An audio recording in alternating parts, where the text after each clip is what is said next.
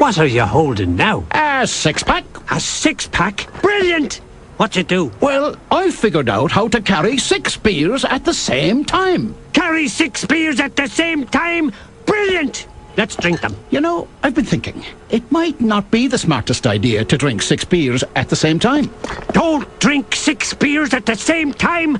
Brilliant! Brilliant! Drink Guinness draft straight from the bottle, and always enjoy it responsibly. Wait a minute. Who is this guy, and why is he in a Guinness commercial? The scientist you see in that iconic Guinness commercial is none other than William Seeley Gossett. He was eventually a master brewer at the Guinness Brewery, but in Guinness, when he was there as a statistician, he was doing research on how to make Guinness the best beer in the world. And he discovered that when you don't have a large sample size at very high N, you can't use confidence intervals about the normal distribution. It's a mathematical assumption needed for the central limit theorem.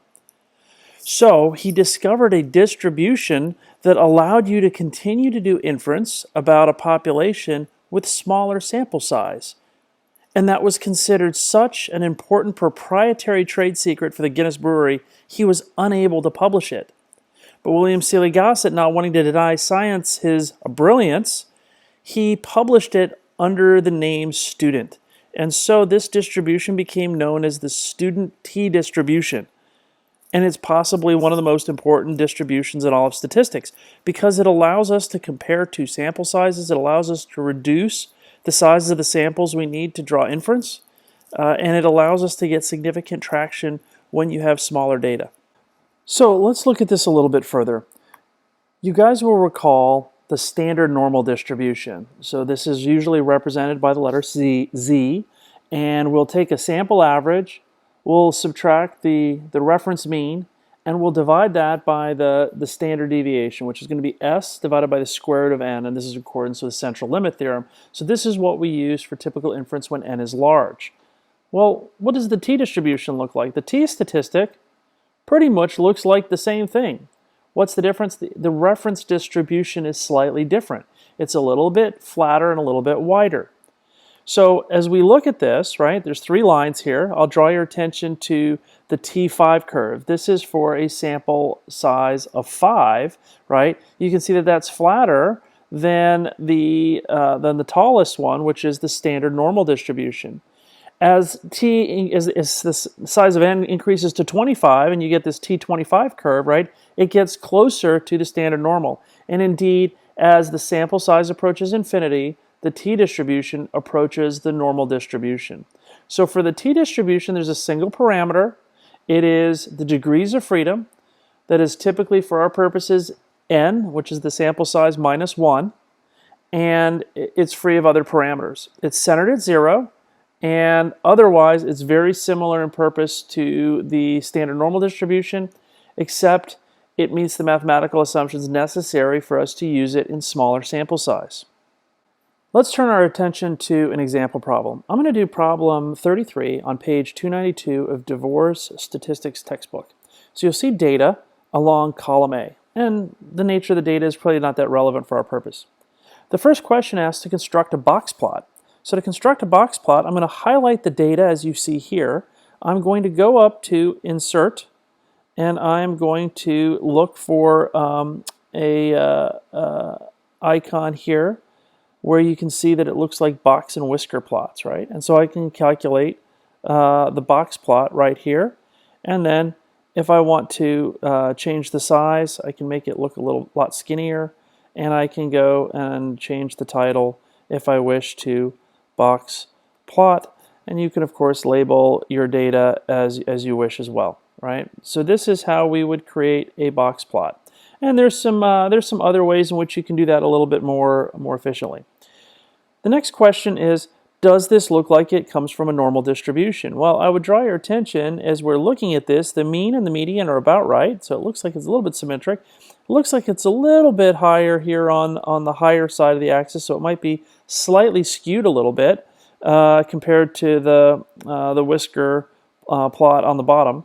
So I'm not quite sure, right? And then if I count the number of observations we have, right? Well, we come here to row 19, but we're not counting the first 2, so that tells me I have 17 data points. It's not exactly 30.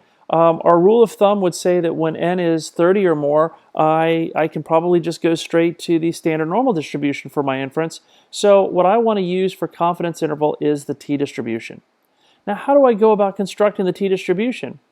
Well, if we recall what that test statistic was, right? T equals x bar minus the reference mean over s times the square root of n, that results in a confidence interval that should be whatever our observation is, right? In this case, it was x bar.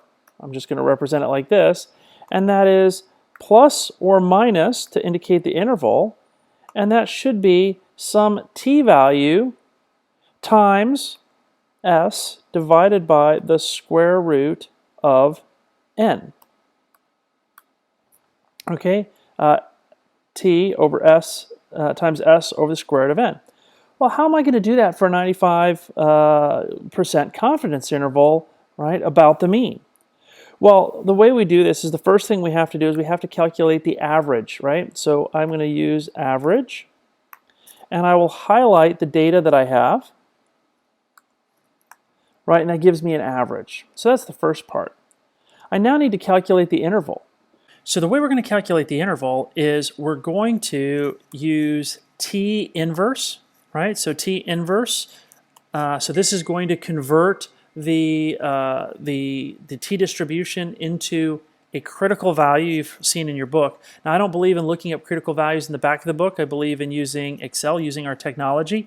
So we're having to set that probability, right? So that probability, right, if we want a 95% confidence interval, right, let's look and see what happens when I put 0.05, right, and degrees of freedom, there are 17 data points here. 17 is n.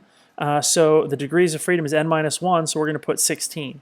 Now look what happens there. That gives me 2.11. What that's saying is, keep in mind, this is very similar to a standard normal distribution. So that's saying between 2.11 and negative 2.11 is 95% of the area under that t-distribution with degrees of freedom 16, which is, so for a sample size of 17 observations, right, this is telling me the width of under the t-distribution as a reference distribution.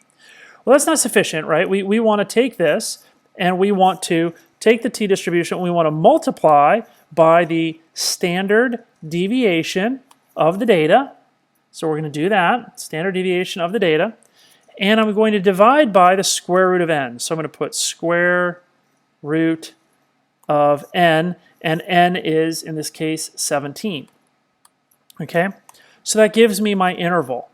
So now, what do I do with the interval? Well, there is an upper limit of the interval, and the upper limit is going to be equal to the mean plus my interval width. And then my lower is going to be, lower limit is going to be equal to that mean minus the limit, right? And so I'm able to now construct a confidence interval on the true mean that goes between 430.5 and 446. Now, there is another way that we can do this. If we go up here under the Data tab and you go to your Data Analysis and we go to Descriptive Statistics, right, I can select my data, right, from 3 to row 19. It's in the columns. I can select an output range. I'm going to pick G4 here. I'm going to click Summary Statistics, and I'm going to say I want the confidence level for their mean at 95%.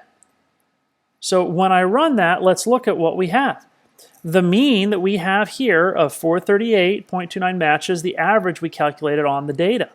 Okay, and if we look at the minimum value of the data point, the smallest value is 418, the maximum value 465, right? And look at that confidence length, right? The confidence length of 7.786, right, is the same as what's been calculated right here. So what you can do is you can either use your data analysis toolkit here to quickly kind of get some of those descriptive statistics and run that, or you can actually calculate those yourself because you know the formula and you can code that in Excel.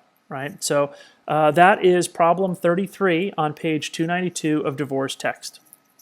So I hope that every St. Patrick's Day you can think of the tea distribution and the contributions that Guinness made to the world of statistics. I'm Dr. McCullough and hope to see you soon.